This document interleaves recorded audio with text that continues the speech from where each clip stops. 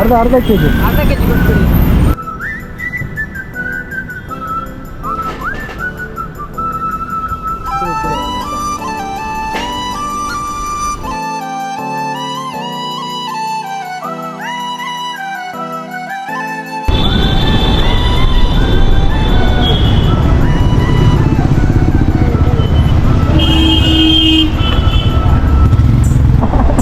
ಸಾವುಕಾಸನು ನೀನು ತಲೆಗೆ ಅದ ಇದು ಎಷ್ಟು ಗಡಬಡ ಮಾಡುತ್ತಪ್ಪ ಇದು.